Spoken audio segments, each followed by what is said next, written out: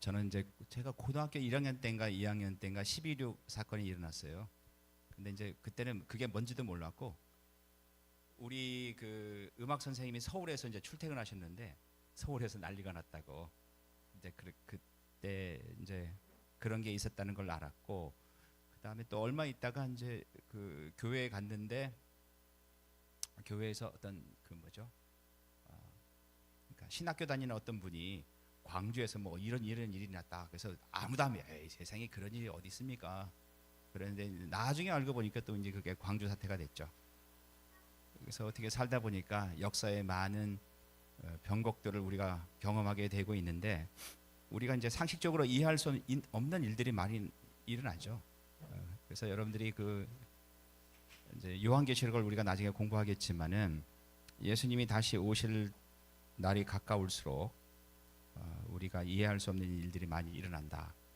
여기서 절대로 우리가 흔들릴 필요는 없고 그만큼 인간이 나약하고 또 하나는 우리는 이제 자꾸 도덕이나 윤리가 예수님의 가르친 명령이기 때문에 지켜야 된다고 얘기는 하지만은 사실 잘 보면요 국가는 그러니까 국가와 국가 간에는 도덕이나 윤리가 없어요. 무조건 자기의 이익이 되는 쪽으로 가죠.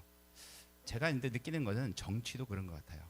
근데 지금 정치가 문제가 되는 것은 뭐냐면은 한쪽이 반드시 죽어야지 사는 이런 분위기가 됐다는 거예요. 그러니까 뭐 대통령 한 사람이 뭐 헷가닥해서 무슨 잘못을 범했다는 게 그것도 물론 큰 문제지만은 더 큰 문제는 한쪽이 죽어야지 한쪽이 사는 이상한 구조가 됐다는 거죠. 그래서 뭐 사람마다 정치적인 견해가 있기 때문에 그거를 우리는 존중을 해야 되지만은 적어도 교회 안에서만큼은 그렇게 양극단을 치달아서는 안 된다. 저는 그렇게 생각이 되고 어려울 때일수록 우리가 더 모여서 기쁘게 찬양은 안 했지만은 앞으로는 찬양을 하면서 했으면 좋겠습니다. 이걸 또 마태복음 이 말씀을 준비하는데 이제 그런 일이 생기다 보니까 이게 너무 어려운 거예요. 현실과 예수님이 우리에게 주신 말씀이 이 간극이 너무 크다는 거죠. 야, 이거를 어떻게 설교를 해야 되냐. 그래서 참 많은 책을 읽어보고 했는데 정리가 되기가 되게 어려웠어요. 그래서 오늘 말씀을 보면서 여러분들도 좀 고민을 해봤으면 좋겠습니다. 일단 구절을 보면은 이게 산상수훈이에요. 산상수훈이 예수님이 이 땅에 오셔서 천국이 가까이 왔다 하고 이제 제일 먼저 이제 설교를 하셨고 그 다음에 하신 말씀이 이제 산상수훈인데 이 산상수훈이 그냥 예수님이 아무거나 막 얘기한 것들을 정리한 게 아니라 이게 사실은 마태복음 전체의 서론과 같죠. 예수님께서 이렇게 설교를 하시고 예수님께서 이렇게 사시고 그 제일 마지막에 십자가에 달려 죽으신 거예요. 그래서 이 산상수훈의 말씀은 예수님을 믿는 제자들이 반드시 따라야 할 본이라는 거죠. 그래서 우리가 이제 그 지난 시간까지 뭘 배웠냐면은 팔복에 대해서 배웠죠. 팔복은 세상 사람들이 생각하는 복과 전혀 다른 복의 개념을 성경은 말하고 있다. 그래서 예수 그리스도를 믿는다는 것은 하나님 나라 백성이 된다는 것은 그 가치관을 완전히 바꾸는 것이다. 세상 사람들이 다 좋아하는 복을 갖고 있으면서 교회 다닌다는 것은 아직도 천국 백성이 아니라는 증거라는 거죠. 사람들이 부자 돈 싫어하는 사람이 어디 있습니까? 근데 그 사업에서 크게 성공하면 간증하면서 내가 주님의 축복을 받았다. 그렇게 간증을 하면은 사업에서 실패하고 어렵게 사는 사람들은 그럼 나는 하나님으로 버림을 받는 건가? 근데 성경은 전혀 그렇게 얘기를 하고 있지 않다는 거죠. 그래서 일단은 팔복을 통해서 하나님 나라 백성이 어떤 가치관을 가지고 살아야 되고 정체성이 무언가를 설명하고 있고 그 다음에 그런 정체성을 가진 천국 백성은 이 세상에서 사는 사명이 무엇인가에 대해서 빛과 소금을 말하고 있고요. 우리는 세상 속에 들어가서 그러니까 소금과 빛의 역할을 감당을 해야죠. 우리는 정권을 잡아야 하지만은 세상을 변화시킨다고 얘기를 하지만은 그래서 장로님을 우리가 대통령으로 뽑은 적도 있죠. 하지만 그렇다고 해서 국가가 크게 나아지거나 달라지는 것은 아니에요.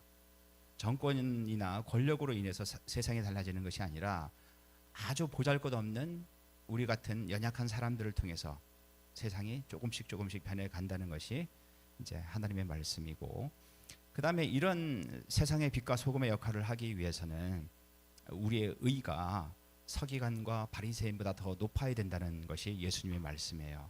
그러면 서기관과 바리새인보다 더 나은 의가 뭐냐? 거기에 대해서 구체적으로 이제 6가지 예를 들죠. 예수님께서. 그게 이제 오늘의 본문 말씀입니다.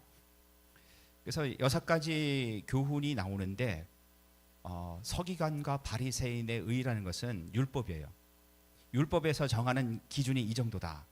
근데 하나님 나라 백성, 예수님의 제자들은 이거보다 더 뛰어넘어야 된다. 이게 이제 오늘 본문의 핵심이에요. 구약의 율법에서는 살인하지 말라고 되어 있지만은 너희들은 다른 사람의 마음을 아프게 하는 그런 말들조차 하면 안 된다는 것이 예수님의 의도죠. 구약 성경에 의하면은 간음한 자들은 뭐 돌로 치라고 되어 있지만은 마음속으로 다른 여자에 대해서 그런 생각을 하는 것조차 간음이다. 예수님께서 확장을 하신 거예요. 모세 율법에서는 이혼을 이런 경우에는 이혼을 하라고 되어 있지만은 예수님께서 말씀하시는 것은 아예 이혼하지 말라 하면서 결혼의 본질에 대해서 얘기를 하죠. 마찬가지로 보복도 마찬가지고 사랑도 마찬가지예요. 그래서 6가지에 대해서 우리가 살펴보도록 하겠습니다. 첫 번째는 살인에 관한 대조적 교훈이에요. 구약의 율법에서는 살인에 대해서 뭐라고 말했는데 예수님은 살인에 대해서 뭐라고 말씀하고 있는가? 옛사람들에게 살인하지 말라. 누구든지 살인하는 자는 심판에 처해질 것이다. 라고 말한 것을 너희가 들었다. 율법에 이제 이렇게 기록이 되어 있죠. 그러나 나는 너희에게 말한다. 자기 형제에게 화내는 자마다 심판을 받게 되고 누구든지 자기 형제에게 라카. 이제 우리 개역 성경에는 라가라고 되어 있는데 원어에는 라카예요. 쉽게 말하면 골빈 놈 이런 뜻이래요. 머리가 비어 있다 이거죠. 라고 말하는 자는 공회에 서게 되며 누구든지 바보라고 말하는 자는 불타는 지옥에 던져질 것이다. 구약의 율법에서는 실제적으로 사람을 죽이는 사람한테 형벌을 가해지지만은 예수님께서는 그걸 확장시켜서 말로도 사람들의 마음을 아프게 하고 말로 살인을 저지르는 사람은 똑같이 처벌을 받게 된다는 거죠.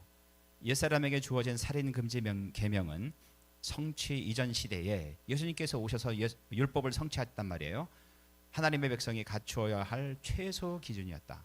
그래서 율법 구약 세대 사람들은 이 최소 기준만 지켰죠.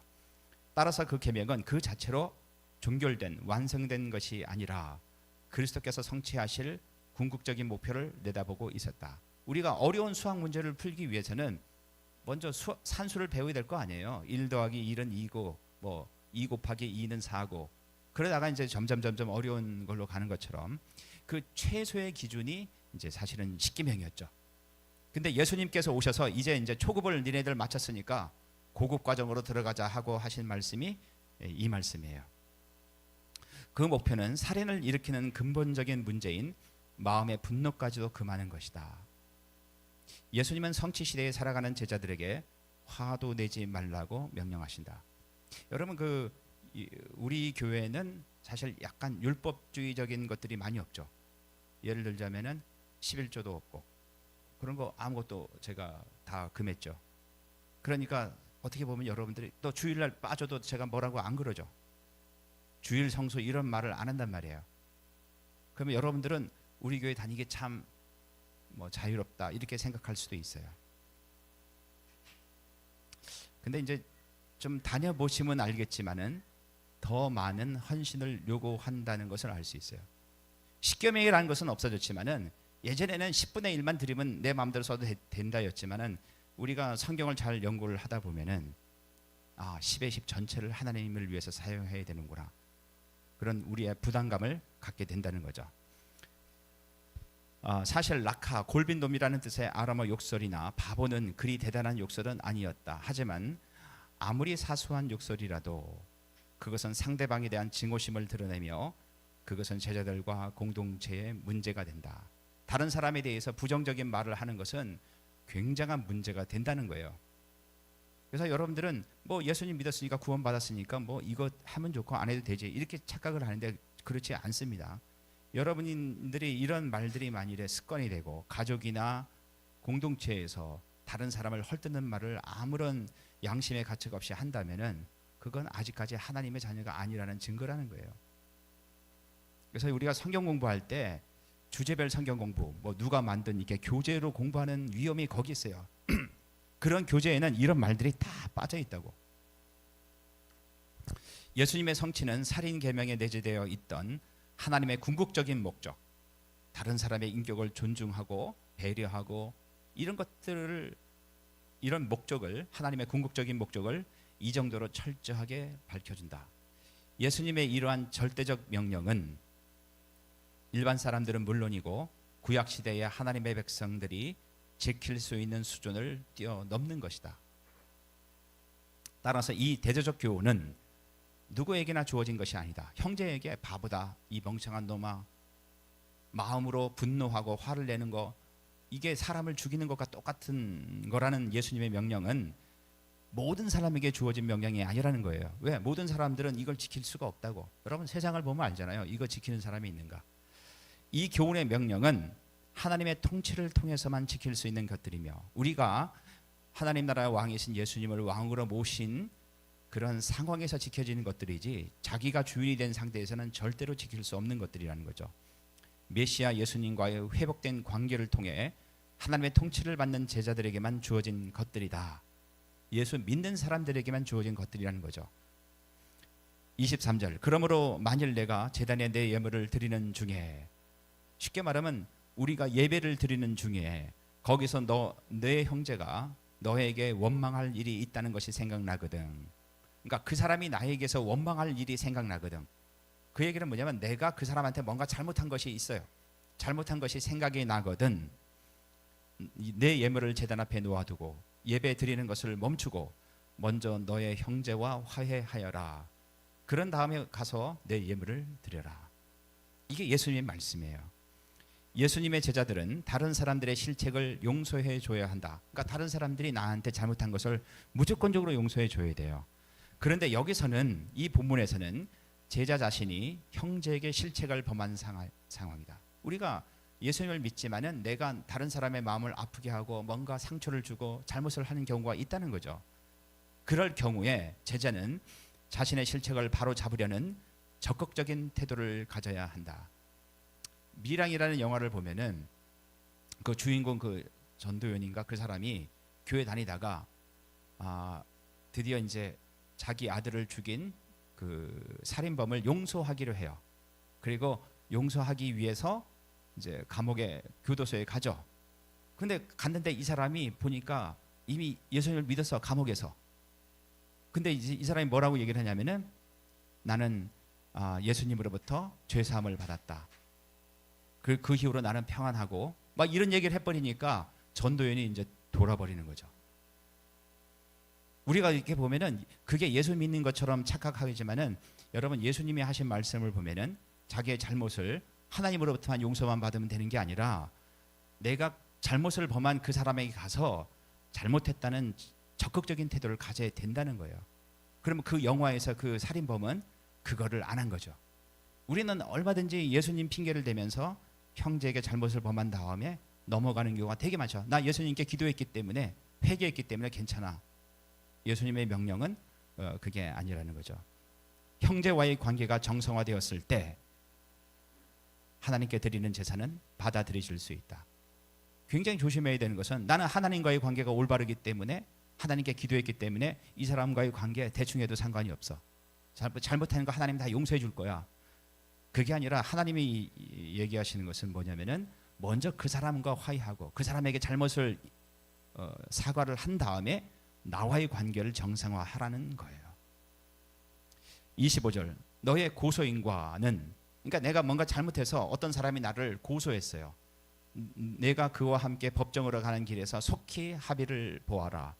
그러지 않으면 내 고소인이 너를 재판관에게 넘겨주고 재판관은 교도관에게 넘겨주어 감옥에 갇히게 할 것이다.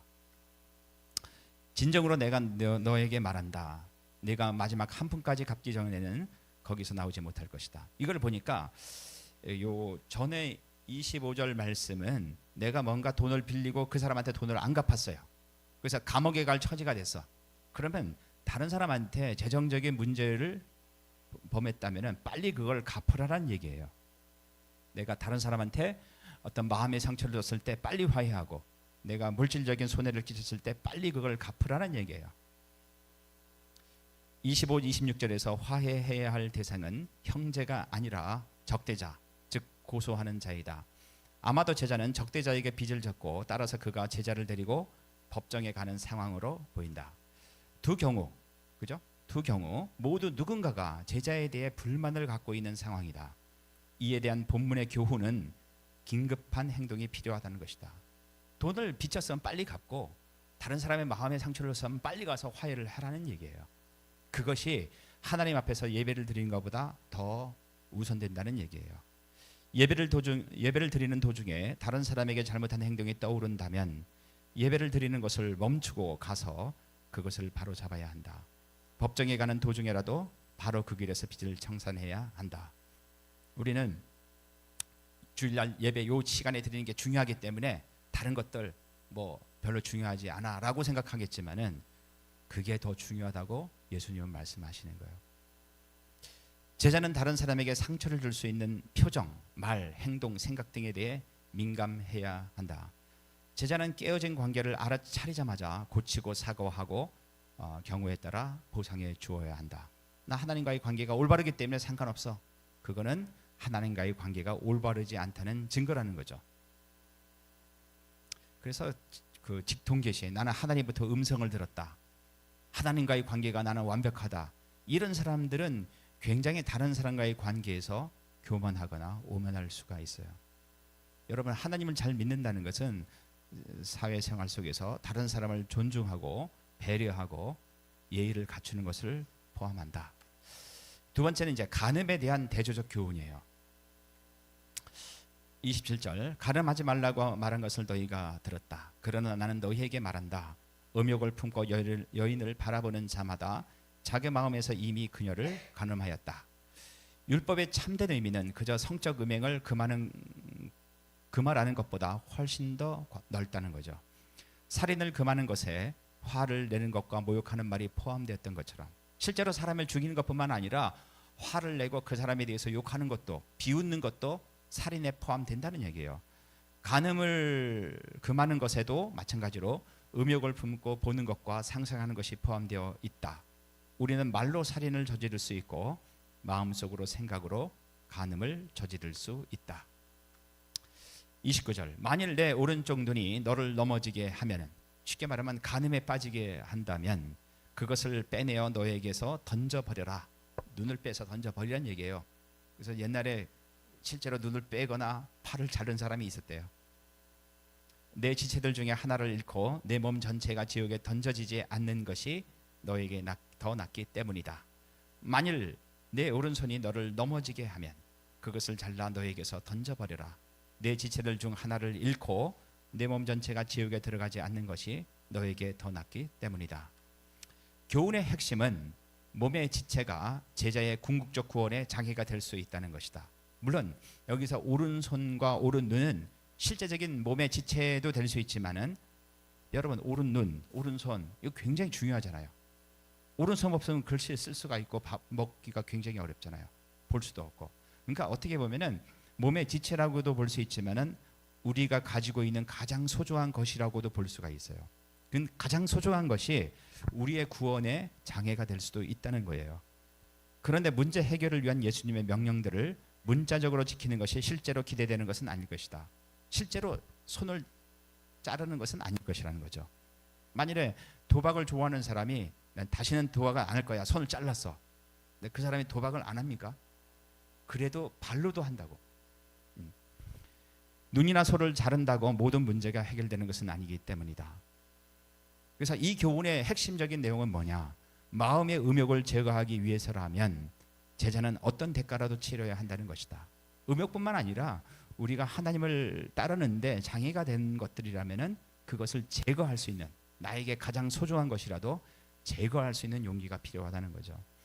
눈이 죄를 짓게 한다면 보지 말아야 하고, 발이 죄를 짓게 한다면 가지 말아야 하고, 손이 죄를 짓게 한다면 하지 말아야 한다는 것이다. 근데 이제 사람이 연약하기 때문에 뭐 보지 말라는 건 또 더 보고 싶고 하지 말라는 건 더 하고 싶잖아요. 그래서 저도 이제 인생을 살면서 깨달은 것이 뭐냐면은, 이 문제를 해결할 수 있는 방법은 없을까?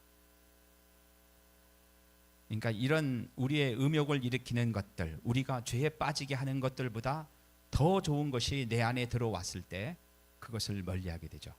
그러니까 풍선이 이제 우리의 욕망이라고 했을 때 풍선을 물 속에 담그면은 자꾸 올라와요.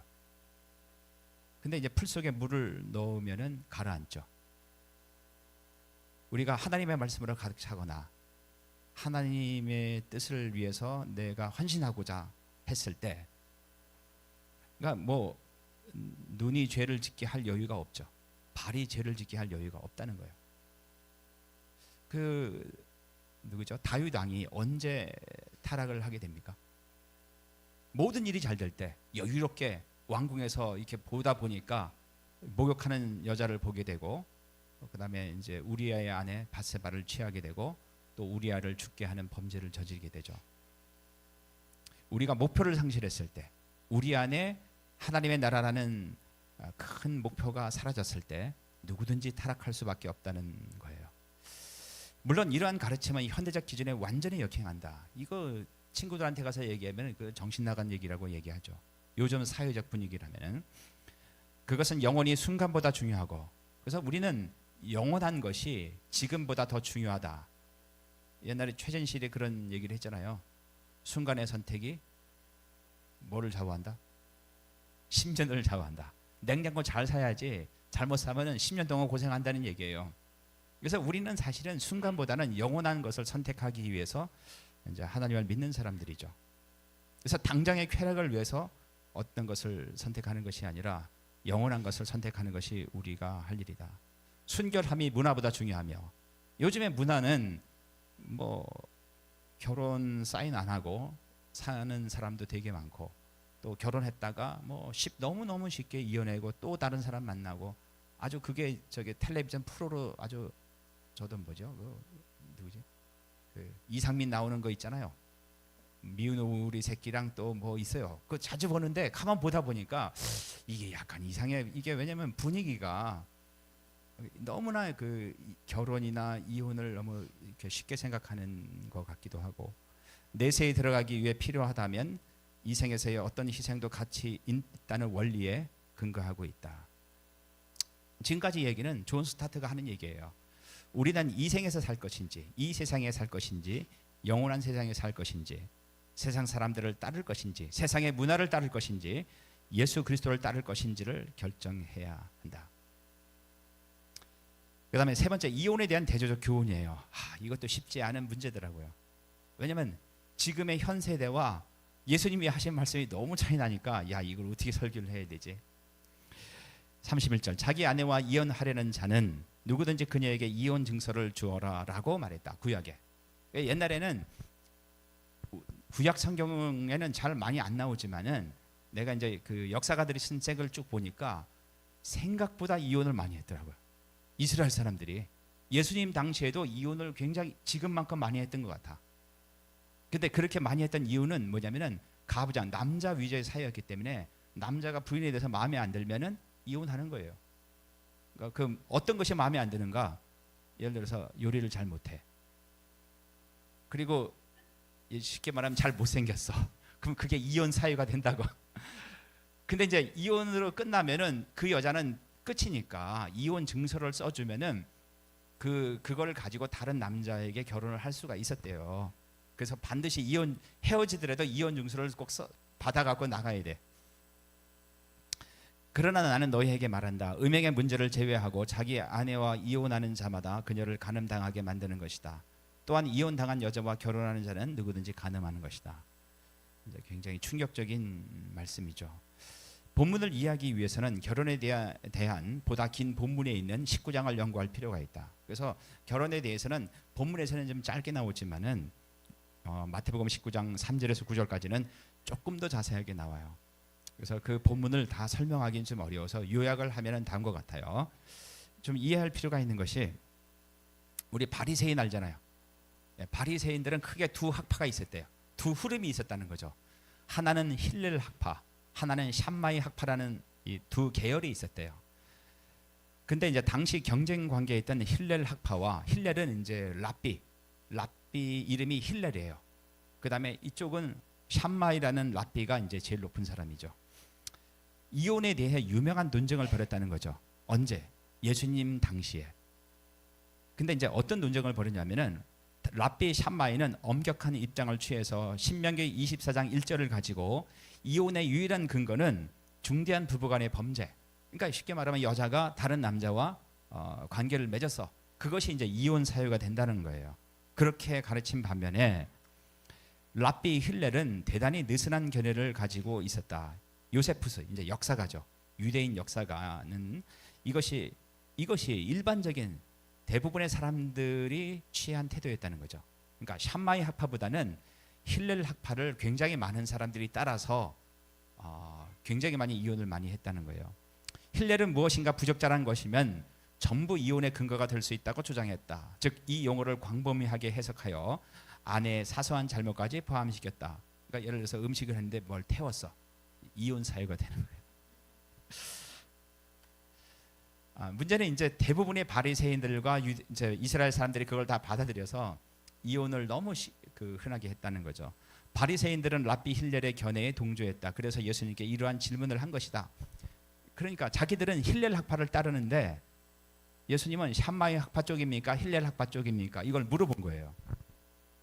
그들은 예수님이 당시 논쟁에서 누구 편에 속했는지 알고 싶어 했다. 바리새인의 질문은 어떤 이유로 남자가 그의 아내와 이혼할 수 있는가 하는 것이었다. 하지만 예수님의 대답은 그들의 질문에 그대로 대답한 것이 아니라 그러니까 결혼의 본질에 대해서 대답을 했다는 거죠. 결혼의 본질에 대해서 예수님이 결혼에 대해 말씀하신 것은 두 가지다. 첫째, 둘이 아니라 한 몸이다. 두 번째, 하나님이 짝지어 주신 것을 사람이 나누지 못한다. 이 두 가지만 얘기했다는 거죠. 바리새인들은 이혼을 가볍게 생각한 반면 예수님은 이혼을 너무나 심각하게 생각하셔서 단 하나의 예만 빼고는 이혼 후 모두 재혼이 간음이라고 하셨다. 현대에 적응하기가 쉽지 않아요. 이미 이혼한 분도 계시고 이혼하려고 마음의 준비 중인 분도 계시고 또 늘 이렇게 갈등 관계에 있는 분도 계시고 막 그런데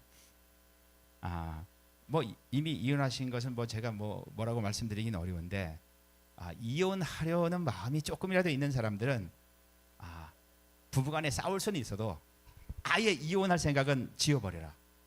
그게 예수님의 명령이기 때문에 그래요.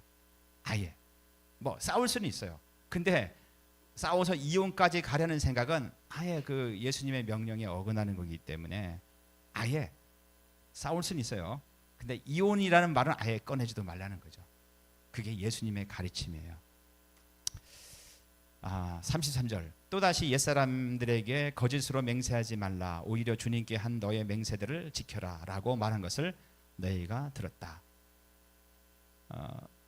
그러니까 맹세를 하고 하나님께 맹세한 것들은 반드시 지켜라라고 구약성경에 기록이 되어 있다는 거죠. 그러나 나는 너희에게 말한다. 예수님은 아예 맹세하지 마라. 하나님 이렇게 해주시면 제가 이렇게 하겠습니다. 이런 맹세를 하지 말라는 거예요. 예수님은 이러한 구약 율법의 맹세 관련 규정들을 뛰어넘어 맹세를 전적으로 금지하신다. 맹세는 맹세하는 자의 말이 신뢰를 잃은 상태에서 그 말의 진실성을 확보하기 위해 필요한 것이다. 남자들이 그러잖아요. 다시는 내가 술 안 먹겠다. 계속 마시다 보니까 다시는 안 먹겠다. 술을 마시게 되면 내가 뭐를 어떻게 하겠다. 이게 맹세란 말이에요. 그러니까 그 말이 진실성이 없으니까 맹세라는 걸 통해서 진실성을 확보하려고 하는 거라는 거죠. 이처럼 맹세는 맹세하는 자에 대한 불신, 즉 깨어진 관계를 전제한다. 그렇다면 메시아의 통치로 말미암아 회복된 관계 속에서 진실하게 살아가는 제자들은 깨어진 관계를 전제로 하는 맹세를 할 필요가 없는 것이다. 제자들에게 기대되는 더 뛰어넘는 의의는 맹세를 필요로 하지 않기 때문이다. 그러면 제자들에게 기대되는 더 뛰어넘는 의의는 뭔가? 맹세하지 않고 그것은 바로 진실성이라는 거죠. 하늘로도 말라. 그것은 하나님의 보좌이기 때문이다. 그러니까 하늘을 보고 맹세하지 말라는 거예요. 처음에는 하나님의 이름으로 맹세를 했는데 하나님의 이름으로 하다 보니까 양심의 가책이 우리 예를 들어서 성경책 놓고 맹세를 했는데 얘 약간 잘 못 지키니까 깨름직하단 말이에요. 그러니까 구약시대 사람들은 이 성경책이나 하나님이 아니라 그냥 하늘, 구름 보고 맹세하고 땅을 보고 맹세를 했다는 거죠. 근데 하늘로도 하지 말라. 그것은 하나님의 보좌이기 때문이다. 땅으로도 하지 말라. 발의 받침대이기 때문이다. 예루살렘으로도 하지 말라. 그것은 위대하신 왕의 도시이기 때문이다. 여기서 위대하신 왕이라는 것은 뭐 다윗 왕이나 사울 왕이나 이런 왕을 말하는 게 아니라 하나님을 말해요. 맹세할 때는 대개 하나님을 보증인으로 세웠다. 그런데 그러한 맹세를 깨는 것은 하나님의 이름을 오용한 매우 심각한 일이었다. 근데 더군다나 자기도 가책을 느낄 수가 밖에 없어. 하나님께 맹세를 했는데 못 지키니까. 유대인들은 이를 피하기 위해서 하나님 대신 다른 대상을 두고 맹세하기 시작했다. 그런데 이것은 그들이 맹세를 안 지킬 가능성을 염두에 두고 있었음을 보여준다. 그러니까 아무 것이나 맹세를 하면은 안 지켜도 큰 양심의 가책은 없으니까. 유대인들은 하나님 대신 맹세의 대상으로 삼았던 것들 중 예수님은 하늘, 땅, 예루살렘 자신의 머리를 예로 제시하신다. 하지만 이러한 회피 수단은 진정한 해결책이 되지 못한다. 이 대상들도 결국 하나님과 연관될 수밖에 없기 때문이다. 먼저 하늘과 땅은 각각 하나님의 보좌와 그분 발의 받침대이다. 또한 예루살렘은 위대한 왕 즉 하나님의 도시이다. 내 머리로도 맹세하지 말라. 내가 머리카락 하나도 희거나 검게 할 수 없기 때문이다. 자신의 머리 또한 결과적으로 하나님과 연결된다. 머리는 하나님의 피조물이다. 인간은 자신의 머리카락 색깔조차 희거나 검게 할 수 없다. 오직 하나님만이 그렇게 하실 수 있다. 결국 머리의 주관자는 인간 자신이 아니라 하나님 한 분뿐이라. 그래서 결론은 뭐냐면은 맹세하지 말라는 거예요. 이처럼 하나님을 대신하는 대상을 활용한 맹세도 하나님과 무관할 수 없다. 따라서 지키지 않아도 되는 맹세란 있을 수 없다.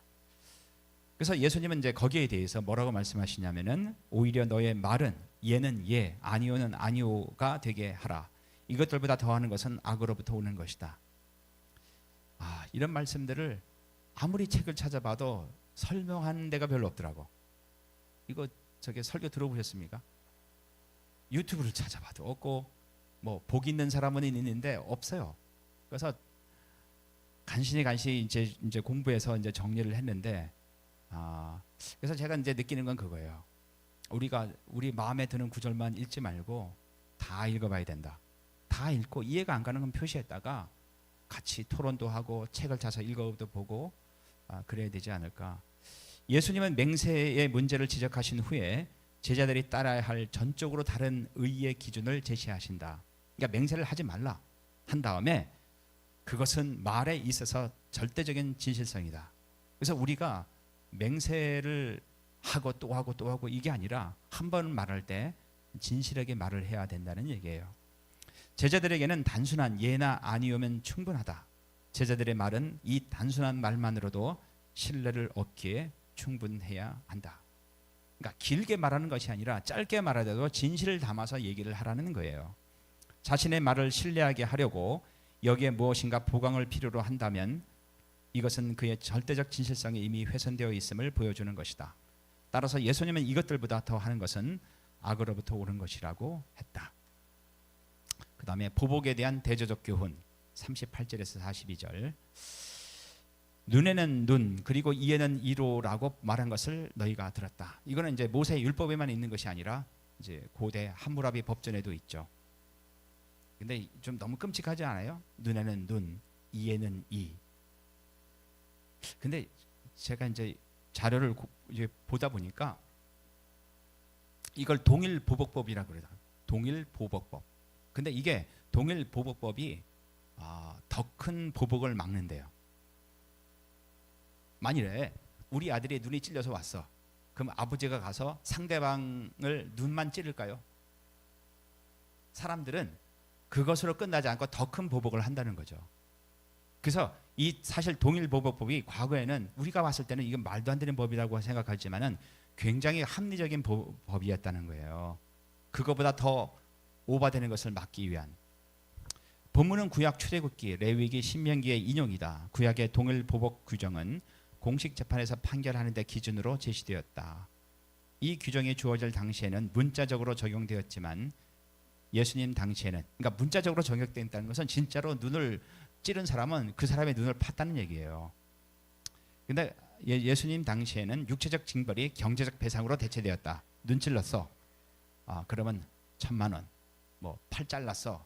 5천만 원. 뭐 이런 식으로 했다는 거죠. 그러나 나는 너희에게 말한다. 악한 자를 대적하지 말라. 그러니까 너의 눈을 다치게 한 사람을, 너의 팔을 자르는 사람에게 똑같이 대적하고 복수하지 말라는 얘기예요. 율법의 동일 보복 규정은 보복을 제한하는 기능을 한다. 깨어진 관계 속에서 살아가는 인간은 자신이 당한 피해보다 더 큰 보복을 하려는 경향이 있다. 그렇잖아요. 율법의 동일 보복 규정은 이처럼 과도한 보복을 억제하고 피해에 상응하는 처벌을 하도록 한다. 하지만 예수님의 명령은 그러한 보복 제한의 원리를 뛰어넘어 보복 권리 자체를 포기할 것을 요구한다. 우리가 어마어마한 손해를 받았어. 그것을 반드시 보복하려는 마음을 버리라는 얘기예요. 제가 이 설교 말씀을 준비할 당시에 어떤 사건이 벌어졌냐면은, 그때 이제 지난주가 막 눈이 올라고 막 그런 적이 있었어요. 그래갖고 제가 올 초에 샀던 그 눈이 오면 막 송풍, 그러니까 바람으로 눈을 버리는, 날려보내는 거 있잖아요. 그거 대포 송풍기라고. 그거를 내가 19만 원 주고 사갖고 열심히 청소했었거든요. 그거 하는데 몇 번 안 썼어요. 1월달에 사갖고 한 몇 번 쓰고 넣어놨다가 이제 쓰려고 혹시 몰라서 이제 충전을 했는데 이게 충전이 안 되는 거야. 배터리가 2개인데. 그래서 이제 홈페이지에 들어가서 보니까 자기들한테 보내면은 다 수리해서 보내준대요. 1년간 무상이래요. 그러니까 계산을 해보니까 1년이 남았잖아. 안에 포함돼서 그걸 보냈어요. 보내는데 한참 있다가 바로 연락이 와야 되네. 그것도 한 일주일인가 얼마 지나서 제가 이 말씀 딱 준비하고 있을 때 연락이 왔어. 내가 보낸 배터리가 속이 보일 만큼 파괴가 됐다는 거예요. 그러니까 포장지는 그대로인데 속이 파괴가 됐다는 거예요. 그러니까 나한테 배터리가 파괴된 걸 보내놓고 왜 고치라고 하냐 이거예요. 순간적으로 화가 나서 내가 봤을 때는 깨끗한 거 보내는데 왜 그러냐. 니네도 어떻게 그럴 수가 있냐. 그러다가 이제 끊고 나서 생각해 보니까 이게 말씀이 떠올라서, 야, 이걸 홈페이지에 올려서 뭐 댓글을 달아 말아 하다가 손해보고 말지 하고 넘어갔어요. 그러니까 지금 제가 한 것이 올바른 판단이 아닐 수도 있는데, 이 말씀을 보니까 보복하거나 그런 생각이 그러니까 19만 원 손해봤지 결론은.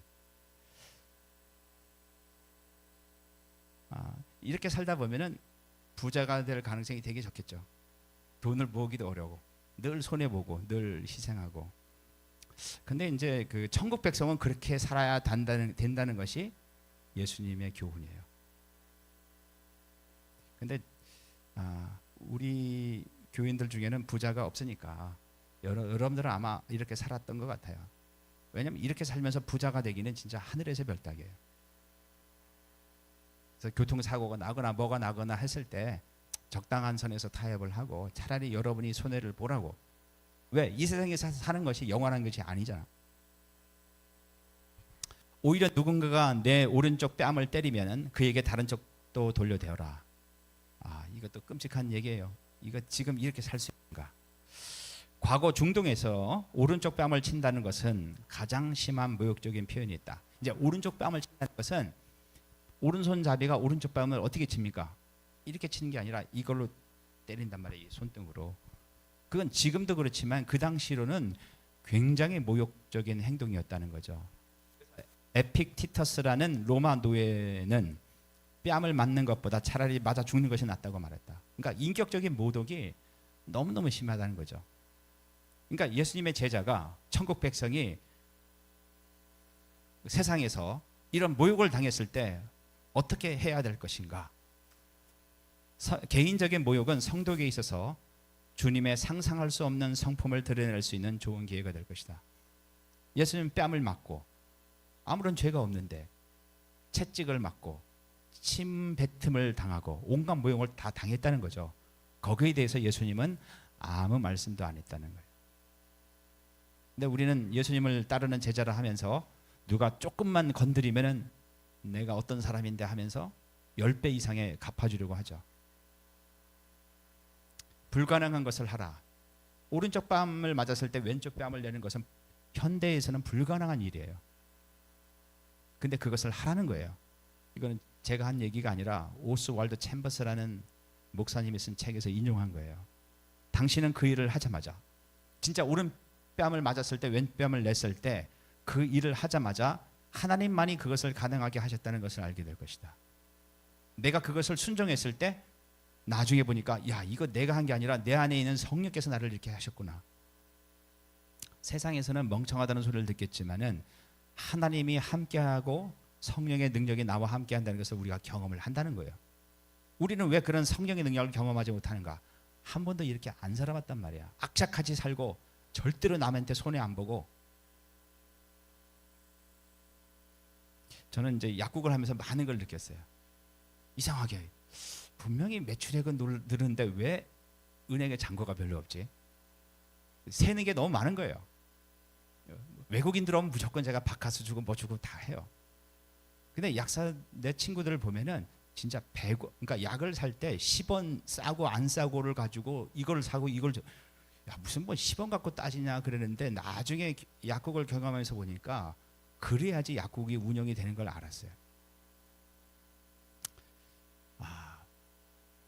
그러니까 세상도 마찬가지죠. 세상도 마찬가지. 근데 그 속에서 내가 참 어렵고 힘들게 살더라도 손해 보내고 사는 것이 하나님의 제자로서의 걸어갈 길이 아닌가. 그래서 오스돌와드 챔버스라는 분은 이렇게 얘기를 했어요. 따라서 개인적인 모욕을 받게 되었을 때, 그렇죠? 오른밤을 맞았을 때 분노하지 말아야 할 뿐 아니라 오히려 하나님의 아들을 드러내는 기회로 삼아야 한다. 인격적인 모독이나 무시를 당하거나 살다 보면 그런 일 많죠. 우리가 권력에 있으면은 절대로 우리한테 그런 일이 없어요. 근데 우리가 빛과 소금처럼 낮은 곳에서 세상 속에 살 때 하나님 나라 일을 할 때 이런 일이 생길 수가 있다는 거죠. 그때 내가 어떤 사람인데라고 증거하지 말고 당하라는 거예요. 우리 안에 계신 하나님의 아들의 생명의 실체가 우리의 삶 가운데 일관적으로 드러나야 한다. 우리가 산상수훈대로 살 수 있으려면 먼저 중생의 기적이 반드시 있어야 된다. 왜? 이건 인간의 힘으로는 살 수 없는 일이라도요. 성령의 내 안에서 나를 역사해야지만 가능하다는 얘기예요. 40절 또한 너를 고소하여 내 속옷을 취하기 원하는 자에게는 겉옷까지도 허락하여라. 제자가 주님을 섬기는 동안 만약 사람들이 제자로부터 무엇인가 강탈하려고 하면 그로 하여금 가져가게 하고 제자가 계속 당신의 일을 하라는 말씀이다. 그러니까 우리에게 주어진 일을 계속 하라는 거예요. 뺏으면 그냥 주고 우리에게 맡겨진 일을 계속 하라는 거죠. 제자는 자신의 문제를 위해 싸울 시간이 없다. 제자는 자신의 권리를 주장하지 않는다. 제자는 억울한 일을 당해 자신의 권리를 찾기 위해 싸우지 않는다. 그것보다는 주께서 맡겨주신 일에 매진한다. 하나님이 나에게 주신 사명이 뭔지, 맡겨주신 일이 뭔지 모르면은 이런 일 때문에 맨날 싸워요. 교회만 다닐 뿐이지 늘 자신의 권리를 위해서 싸운다고. 우리는 이제 그런 문제에 싸울 필요가 없죠. 이웃과 어떤 뭐 이렇게 다툼의 문제가 있으면 양보하세요. 우리는 우리의 일에 집중을 하라는 거죠. 41절 또한 누군가가 너에게 일마일, 이게 이제 그 로마 시대로 따지면 밀리온이라고 하고 천복걸음. 천복걸음이 뭐냐면은 하나 둘이 이제 이게 한복걸음이에요. 그죠? 왼발 오른발이 한복걸음. 이제 그 계산하면 한 1.5km 정도 된대요. 1마일을 가도록 강요하면 그와 2마일을 가주어라. 그러니까 뭐 예를 들어서 뭐 어디 가는 사람이 저랑 좀 같이 가 주시겠습니까? 이 말이 아니라 이 당시 배경을 보면은 이런 뜻이 아니라 로마 관할에서는, 그러니까 로마 식민지 하에서는 로마 군사들이 아무나 붙들고 너 이리 와봐. 억지로 오리를 가게 할 수 있었다. 1.5km를 갈 수 있었다는 거죠. 구레네 시몬이 이 점을 잘 보여준다. 예수님이 이제 십자가를 지고 갈 때 너무 힘드니까 구레네 시몬 너 이리 와봐. 네가 예수님 대신 십자가 져. 그 로마 군인의 명령에 모든 식민지에 사는 사람들은 순종을 해야 됐대요. 근데 그 거리가 얼마냐? 1.5km라는 거죠.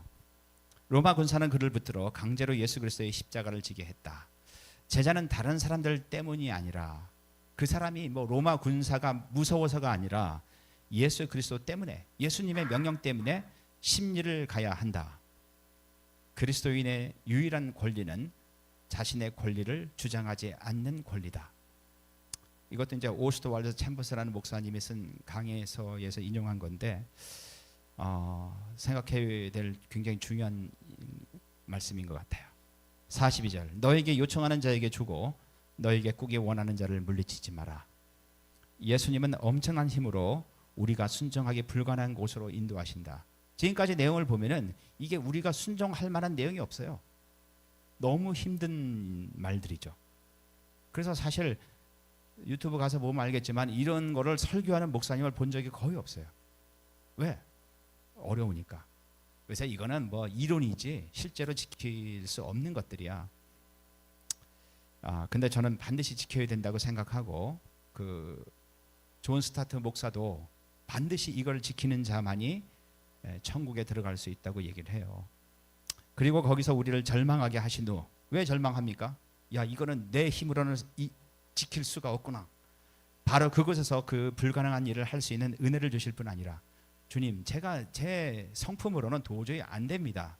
도와주십시오. 기도했을 때 은혜를 주시고 우리 안에는 성령께서 이거를 할 수 있는 힘을 주신다는 거죠. 자선을 행하는 이유는 어떤 사람이 달라고 했을 때 줄 수 있는 이유는 그 사람이 받을 자격이 있어서가 아니라는 거죠. 내가 봤을 때 그 사람이 참 불쌍해. 내가 봤을 때 그 사람이 뭐가 부족해.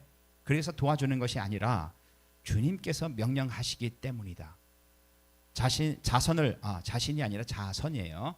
자선을 해야 하는 가장 큰 동기는 예수 그리스도의 명령이다. 우리가 봤을 때 안 불쌍하면 안 도와줄 거냐 이거죠.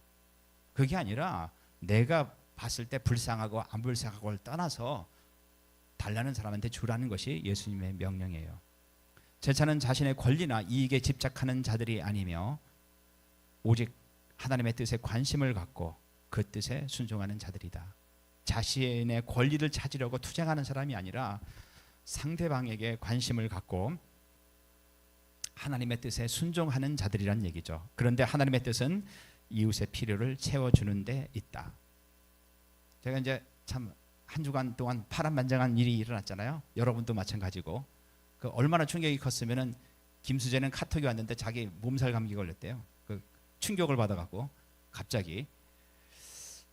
저도 뭐 지난주에 뭐 약국에서 별 일이 되게 많았는데 한 번은 그 약국에서 가끔 오는 할머니가 계세요. 한 70대 후반. 근데 이분이 척추 디스크 수술을 해갖고 잘 못 걸어요. 그러니까 멀리서 그 뭐 지팡이 같은 거 짚고 유모차 같은 거 끌고 간신히 오셔요. 그래서 이제 다리가 너무너무 아프다 그래갖고 이건 디스크 때문에 그렇다. 근데 얘기를 가만 들어보니까 이건 디스크 문제가 아니에요.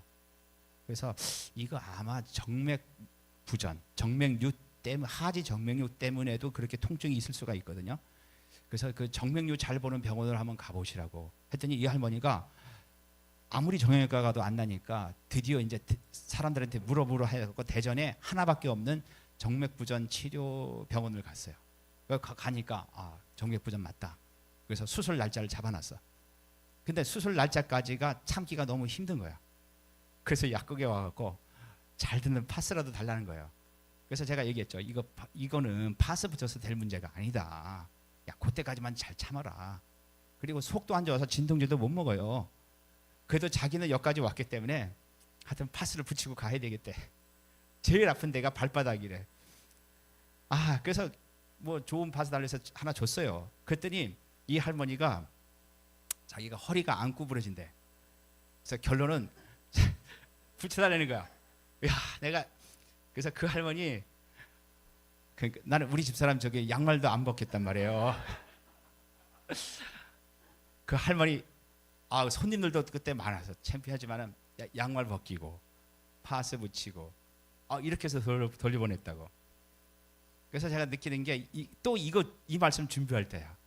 그러니까 자신의 권리를 주장하는 것이 아니라 약사가 무슨 남의 할머니 뭐 양말 벗기고 그 말이 됩니까 이게? 근데 그런 이 말씀을 딱 준비하면서 이제 그거를 하게 됐죠. 할머니 뭐 굉장히 기분 좋아 가시더라고. 그리고 어젠가 그저께는 그러니까 굉장히 남루한 할아버지예요. 몸에서 냄새도 나고 근데 딱 보니까 막노동 하시면서 막 집도 없으신 그런 분이야. 근데 이가 너무너무 아파서 치과를 갔는데 치과에서 진료를 안 해줬대. 아파 죽겠는데. 그러니까 이제 치과 의사가 왔을 때는 이 불황자 같은 사람이니까 그냥 가라고 했나 봐.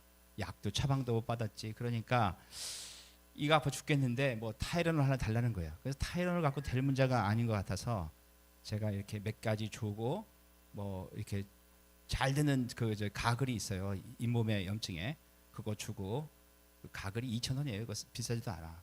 그래서 그렇게 해서 이거 어떻게 사용하고 막 한참 얘기했더니 그 할아버지가 나한테 가면서 2번씩이나 인사하고 가시더라고. 너무 친절해서 고맙다고. 그래서 이게 그래서 우리가 하나님 말씀을 공부하는 이유가 그런 거라는 거죠. 내 권리를 주장하는 것이 아니라 하나님의 뜻이라는 것은 그 이웃들의 필요를 채워주는 것이다. 신앙은 그런 것 같아요. 그래서 여러분들이 주일날 와서 설교를 듣고 아멘하고 돌아가는 것이 예배를 잘 드린 것이 아니라 이거를 말씀을 묵상을 해서 한번 그렇게 살아보라는 거죠. 그래서 저는 제 목표는 하여튼 내년 안에 약국을 그만두는 게 꿈이고 목표고 기도 제목인데 자꾸 그런 마음이 생겨요. 좀 더 할까? 도와줄 사람이 너무 많은데 솔직히 이런 마음도 있어요. 사랑에 대한 대조적 교훈. 내 이웃을 사랑하고 내 원수를 미워하라라고 말한 것을 너희가 들었다. 그러나 나는 너희에게 말한다. 너희 원수들을 사랑하고 너희를 박해하는 자들을 위하여 기도하여라. 그래서 너희가 하늘에 계신 너희 아버지의 아들들이 되도록 하여라. 그러니까 원수를 사랑하는 것이 하나님의 아들이 된다는 거예요. 천국 백성이 되고 제자가 되고 그리스도인이 된다는 거죠. 그리스도인은 교회만 다니는 사람이 그리스도인이 아니라 이렇게 사는 사람이 원수를 사랑하는 사람이 그리스도인이라는 거죠. 왜냐하면 하나님께서는 당신의 해를 악한 자들과 선한 자들을 위해 떠오르게 하시고 해가 뭐 예수 믿는 사람들한테만 떠오르고 안 믿는 사람한테는 안 떠오르고 그런 거 아니잖아요. 의로운 자들과 불의한 자들 위에 똑같이 비를 내려주시기 때문이다. 똑같이 내린다는 거죠. 만일 너희가 너희를 사랑하는 자들만 사랑한다면 교회 다니는 사람들만 사랑한다면 이제 문제는 교회 다니는 사람들조차 사랑 안 하는 게 문제지만은 어쨌든 교회 다니는 사람들만 사랑한다면 무슨 보상을 받겠느냐. 세리들도 동일하게 행하지 않느냐. 세무공무원들은 세무공무원들끼리 자기들끼리 얼마나 사랑하는데. 47절 또한 만일 너희가 너희 형제들에게만 인사한다면 너희가 더 많이 행하는 것이 무엇이냐. 이방인들도 동일하게 행하지 않느냐. 그러니까 우리는 이방인과 세리와 바리새인과 서기관들의 수준을 뛰어넘어야 된다는 얘기예요. 우리가 우리끼리 사랑하는 것은 일반 사람들이 다 하는 것이다. 근데 우리는 이거보다 더 뛰어넘어야 된다. 그 뛰어넘는다는 것이 뭐냐? 원수를 사랑하는 거죠. 그래서 48절 그러므로 너희 하늘 아버지께서 완전하신 것 같이 너희도 완전하여라. 완전하다 헬라어로 텔레이오스는 동물에게 사용될 경우 흠 없는 이라는 뜻을 갖지만 우리가 하나님께 제물을 드릴 때 흠 없는 양을 드리는 것처럼 그게 이제 완전하다는 것인데 인간에게 사용될 경우에는 하나님께 대한 전적인 신뢰와 순종을 뜻한다. 완전하는 하나님을 전적으로 신뢰하는 인격적 관계를 뜻하는 동시에 하나님의 뜻에 전적으로 순종하는 윤리적 행동까지를 포함한다. 그래서 내가 마음속으로 하나님께 기도하고 성경을 보고 이것만으로 끝나는 것이 아니라 그것이 이웃을 위한 구체적인 윤리적 행동까지 나아가야 된다는 거예요. 그래서 진짜 신앙생활은 우리가 여기서 이론적으로 하나님의 말씀을 배우고 여러분이 큐티를 통해서 개인적으로 하나님과 관계를 맺음과 동시에 세상에 나가서 직장에서 만나는 사람들 속에서 이 하나님의 말씀이 나타나야 된다는 거예요. 정리를 하자면 첫 번째, 살인금지 계명의 성취. 계명의 궁극적인 목표는, 그러니까 살인하지 말라는 계명의 궁극적인 목표는 마음속으로 화도 내지 않고 무시하지 않고 입으로 아주 사소한 욕설도 하지 않는 참된 화해의 관계다. 이와 같은 절대적 화해의 기준은 제자들 스스로 도달하는 것은 불가능하다. 예수님은 구약 율법의 궁극적 목표를 보여주실 뿐 아니라 제자들이 그 목표를 이룰 수 있는 원동력인 하나님의 통치를 그들에게 시행하신다. 어떻게? 성령을 통해서. 따라서 성취된 율법은 누구에게나 주어진 것이 아니라 오직 하나님의 통치를 받는 예수님의 제자들, 즉 천국 백성에게만 주어진다. 성령을 소유한 사람들만이 살인하지 말라, 미워하지 말라, 분노하지 말라, 모욕하지 말라는 것을 지킬 수가 있다는 거예요.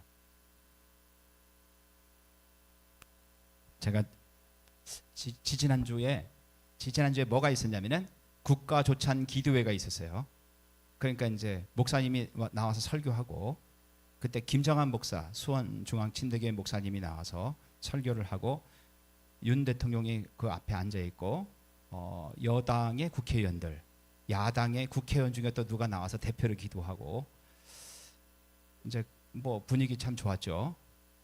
이제 반대로 보면은, 지금 현실을 보면은 양쪽이, 한쪽이 완전히 죽어야지만 사는 그런 치킨 게임처럼 같은 느낌을 받죠. 이게 과연 뭐 믿는 사람들인가? 저는 그렇게 생각을 해요. 여러분, 믿는다는 것이 뭔가를 잘 생각해요. 정치인이기 때문에 그럴 수 있다, 저는 그렇게 생각하지 않죠. 두 번째, 영적인 결혼 관계, 영속적인. 오늘날 한국 사회는 높은 이혼율로 몸살을 앓고 있다. 아주 이게 일반화됐죠. 교회도 이 문제로부터 자유롭지 못하다. 예수님은 이혼에 대해 애매하지 않은 기준을 제기하신다. 그리스도인에게 이혼은 불가능하다는 것이다. 오늘날 교회 안에 드물지 않게 일어나고 있는 이혼 문제를 심각하게 되돌아봐야 한다.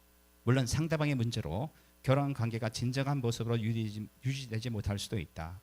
그래서 예수님도 예외 규정을 언급하셨다. 하지만 참된 그리스도인 부부는 평생을 한 몸으로 지내는 것이 지극히 마땅하다. 그래서 다시 한번 얘기하지만은, 이혼을 조금이라도 생각한 분이 계시다면은 아예 뭐 싸울 수 있죠. 뭐 그렇지만은 아예 그런 생각은 반 기독교적인 생각이고 예수님의 명령에 어긋나는 것이다. 이미 결혼을 안 한 사람들은 배우자를 선택할 때 잘 선택을 했으면 좋겠어요. 세 번째, 제자에게 기대되는 진실성. 구약 율법은 맹세를 허용했고 유대교는 맹세를 없어서는 안 되는 것으로 간주했다. 그런데 예수님은 맹세가 전혀 필요 없다고 선언하신다.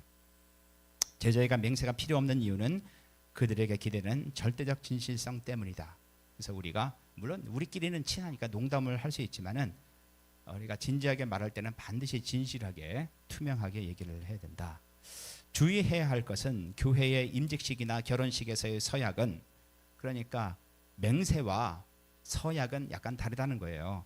맹세와 구분되어야 한다. 서약은 자기 말의 진실성을 입증하기 위한 수단이 아니라 하나님 앞에서 공동체나 배우자에 대한 책무를 공적으로 받아들이고 그 책무에 충실할 것을 다짐하는 의지의 표현이기 때문이다. 근데 이제 영어를 보니까 맹세와 서약이 똑같더라고. OATH 뭐 그렇게 돼 있더라고요.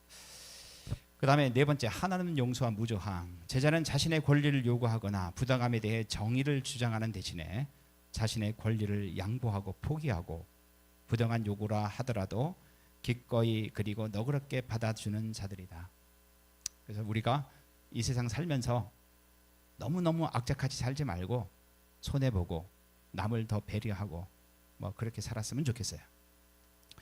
제자는 현재 그래서 떠오르는 생각은, 베트남에서는, 여러분 베트남 가보면 알겠지만 뭐 중앙 차선이 별 의미가 없죠. 뭐 역주행도 가능하고, 그 다음에 뭐 오토바이랑 자동차랑 막 섞여서 그렇죠, 무질서하게 다니지만은 그렇게 가다 보니까 접촉 사고가 좀 있죠. 그래서 한 번은 제가 봤는데 오토바이랑 벤츠랑 부딪혔어요. 그 벤츠가 약간 찌그러졌다고. 근데 벤츠에 있는 사람이 나오더니 막 화를 내더니 그냥 가라 그러더라고. 우리나라 같으면 보험 처리하고 난리가 났겠죠. 그래서 제가 이제 베트남 애들한테 물어봤어요. 왜 그러냐? 벤츠는 잘 사는 사람이라 오토바이 그 사람이 어떻게 물어줘요 그거. 그러니까 그 약간 너그러운 자세, 너그러운 마음이 오히려 한국보다는 있는 것 같아요. 한국은 뭐 조금 긁혀도 문자 교체하고 난리가 나죠. 절대로 여러분 그렇게 살면 안 돼요. 뭐 차라는 것이 뭐 긁히라고 있는 거지, 그거 뭐 깨끗하게 어떻게 탑니까 그거. 그래서 여러분 자동차 좀 긁었다고 뭐 문자 교체하고 뭐 교통사고 좀 나갔고 일부러 병원에 한 달간 누워 있고, 믿는 사람이 그러면 안 되는 거예요. 이게 예수님의 명령이, 안 믿는 사람은 그렇게 할 수 있어요. 근데 여러분 절대로 그렇게 하면 안 돼. 차라리 내가 손해 보고 나중에 후유증이 있어도 내 돈으로 치료하고 그게 낫지. 하여튼 이 세상에서 절대로 손해 안 보고 살 생각을 아예 하지 마세요. 그건 제재가 아니래도요. 우리는 그거보다 거기에 신경 쓰지 말고 더 크게 해야 될 일들이 있다는 거예요. 그리고 거기에 헌신하는 사람을 통해서 하나님의 일을 하신단 말이에요. 우리의 문제는 정말 나를 통해서 성령께서 역사하시는가, 나를 통해서 하나님의 힘이 능력이 나타나고 있느냐, 이게 더 중요한 문제예요. 여러분이 세상에서 아무리 인정받고 잘 살고 뭐 재산이 아무리 많더라도 하나님의 능력이 안 나타나는데 그게 무슨 의미가 있어요? 우리는 너무 깍쟁이인 것처럼 하나도 손해보지 않고 살려다 보니까 성령이 역사할 틈이 없는 거예요. 하지만 이 원리를 따라 살아가는 것을 가로막는 외부적 상황들의 도전과 세상의 흐름을 보면 절대로 그렇지 않죠. 뭐 위층에서 조금만 뛰어도 막 난리를 피죠. 우리 2층에 그 아기가 한 명인데 열심히 뛰어다녀요. 그래서 어느 날 갑자기 우리 집 문 앞에 빵 한 봉다리 와 있더라고. 비싼 빵들이. 나중에 엘리베이터에서 만났는데 애기 엄마 아빠가 미안하다고, 우리 애가 너무 뛰죠. 아, 괜찮다고, 더 뛰어도 된다고. 그래서 내가 그거 비타민도 하나 갖다 줬어요. 애기한테. 괜찮다고. 그때는 그럴 수 있다고. 그거를 가지고 올라가서 싸우고, 그거는 믿는 사람이 할 일이 아니라는 거죠. 아니, 그 고만한 데에 안 뛰어다니는 사람이 어디 있습니까?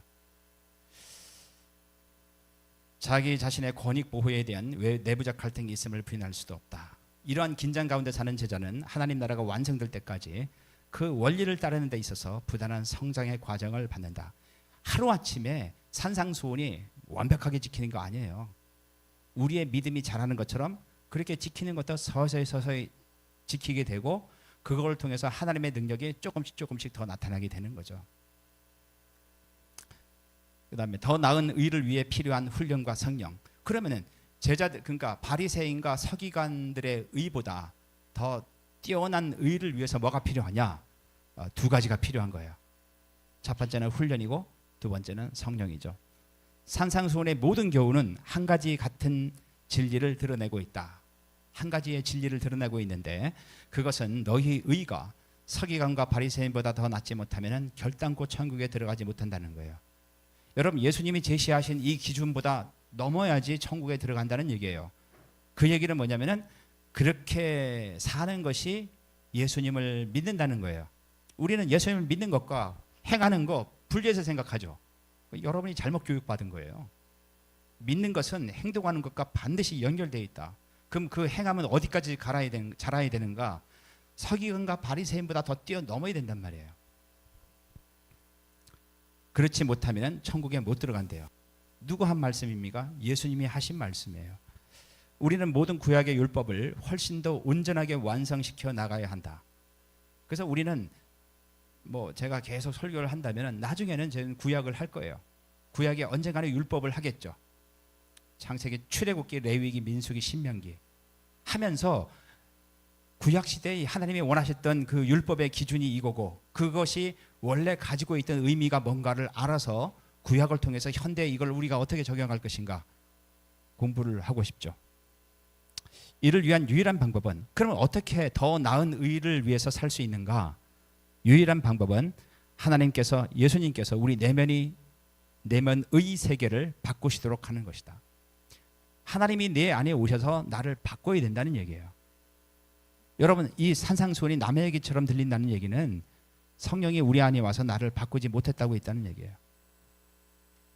하나님은 사람이 구원을 받을 때 새로운 몸을 주시지는 않지만은, 여러분 예수님 믿어도 몸이 갑자기 근육이 생기고 더 젊어지거나 그러지 않죠. 새로운 성향을 주신다. 즉 우리의 마음의 중심을 바꾸신다는 거죠. 그래서 이렇게 바라봤던 사람이 이쪽을 바라보고, 이것을 좋아했던 사람이 이것을 좋아하게 된다는 거예요. 변화된 마음은 과거의 음욕과 욕망을 불러일으켰던 것들에 대해 더 이상 반항하지 않는다. 이것은 마음뿐 아니라 행동에서도 그러하다. 하지만 우리에게는 훈련이 필요하다. 훈련이 필요한 이유는, 마음의 성향은 바뀌었지만은 이제까지 우리는 몸은 잘못된 방향으로 살고 있었다는 거예요. 우리의 몸이 잘못된 방향으로 사용되어 왔기 때문에 이 몸이 하루아침에 잘 안 바뀐다는 거죠. 새로운 성향이 우리 안에 들어오더라도 몸은 그대로 있다. 따라서 우리는 이 몸을 훈련하여 새로운 성향에 순종하는 종이 되도록 노력해야 된다는 얘기예요. 이 훈련은 영적인 삶을 위해 대단히 많은 것들을 잘라내는 것을 의미한다. 이것들 중에는 오른손이나 오른 눈과 같은, 실제로 오른손을 잘라라, 눈을 뽑아버리라, 이게 아니라 소중한 것들이 있겠지만은 영적인 삶을 위해 과감히 잘라내고 사용하지 않아야 된다는 거죠. 그게 뭐 사람마다 다 다를 거예요. 어떤 사람은 이거, 어떤 사람은 이거일 수도 있죠. 우리는 예수 그리스도를 위해 우리가 가진 최고의 것을, 가장 좋은 것들을 포기할 준비가 되어 있어야 한다. 뭐 예를 들어서 뭐 예예요. 반드시 그렇다는 얘기가 아니라 손흥민을 너무너무 좋아해. 그래서 프리미어가 나에게 있어서 가장 중요해. 예배를 빠뜨리고라도 그 프리미어 리그를 봐야 되고, 만일에 그렇게 된다면은 그걸 포기해야 된다는 거죠. 근데 그거는 포기하기 쉬워요. 재방송 보면 되니까. 근데 또 반드시 또 그 직접 봐야 되는 사람들이 있다고. 그리스도인들이 가지고 있는 단 한 가지 권리가 있다면 그것은 우리의 모든 권리를 다 포기하는 것이다. 우리가 거듭나면은, 중생하면은 우리는 하나님의 능력과 임재에 의해서 그분의 생명과 어울리지 않는 모든 습관을 개혁할 수 있다. 이때 선한 습관을 만들기 위해서는 천천히 하면 안 된다. 당장 하되 분명하고 확실한 결단을 가지고 해야 한다.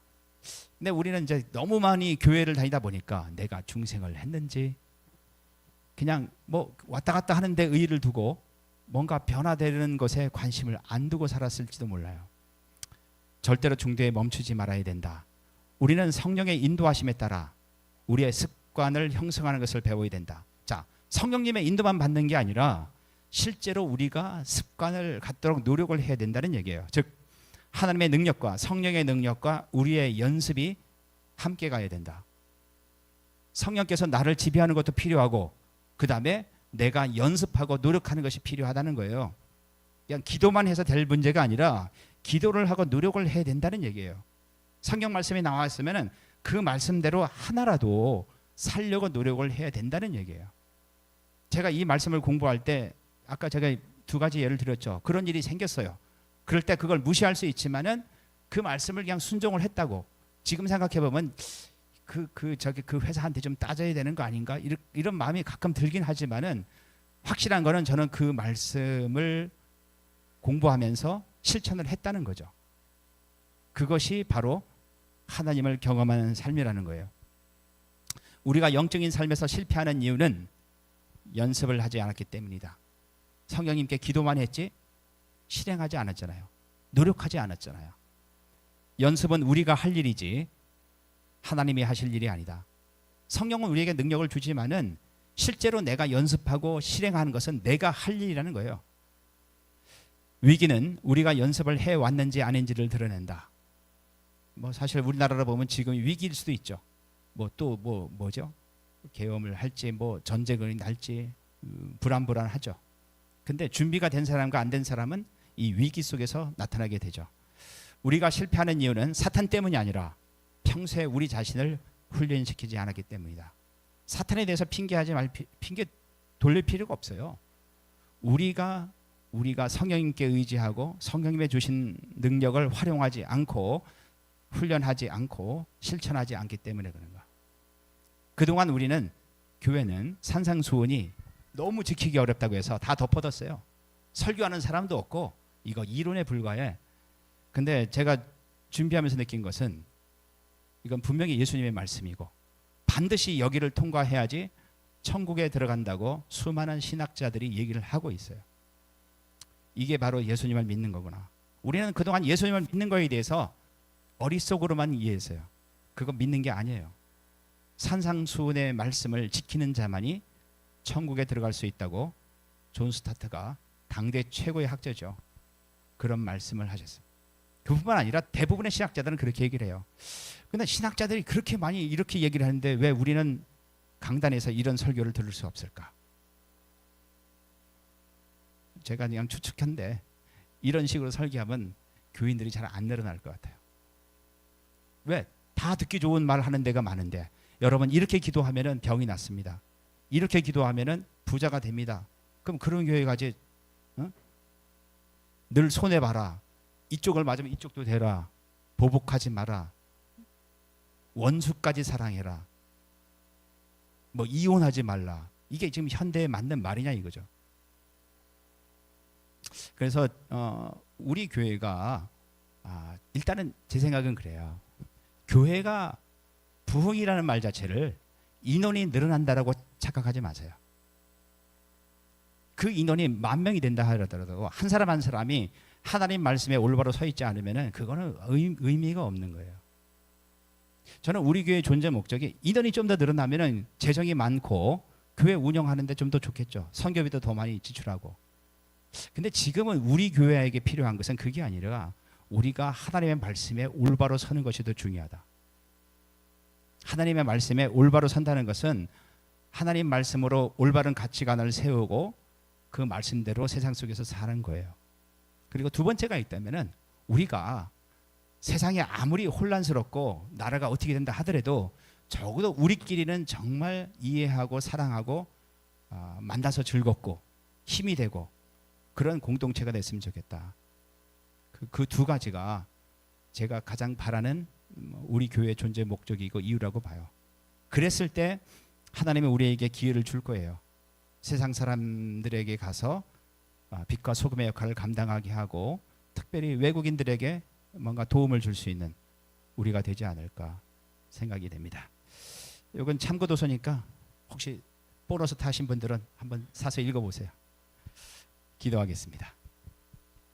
하나님 아버지, 산상수훈의 말씀을 통해서 도저히 우리가 지킬 수 없는 말씀이라고 여겼지만은 물론 우리가 우리 성향으로는 도저히 지킬 수 없는 말씀들이지만은 우리 안에 있는 성령으로 말미암아 우리가 하나님의 통치를 받을 때 그리고 우리의 자아를 하나님께 내려놓고 우리가 하나님의 말씀에 순종할 때 순종할 수 있는 지킬 수 있는 말씀이라는 것을 깨달았습니다.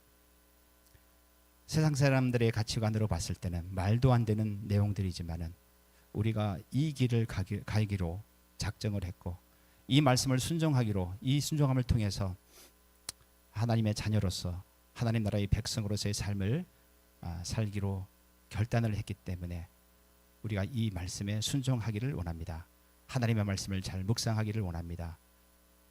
어렵고 힘들지만은 우리가 시도함으로 불가능한 것을 가능케 하시는 하나님을 또한 우리와 함께 하시는 하나님을 삶 속에서 늘 경험할 수 있는 저희가 될 수 있도록 도와주시옵소서. 예수님의 이름으로 기도했습니다. 아멘.